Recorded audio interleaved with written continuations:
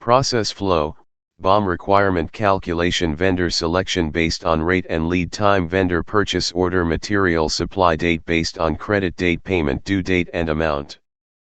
The bar graph titled Cash Flow for Payment Dates shows two different amounts in INR on two distinct payment dates, June 7, 2024 and 16-07-2024. Let's break down the details.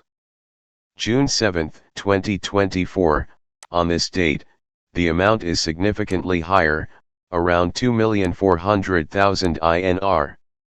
16-07-2024, however, on the second date, the amount drops to approximately 1,800,000 INR.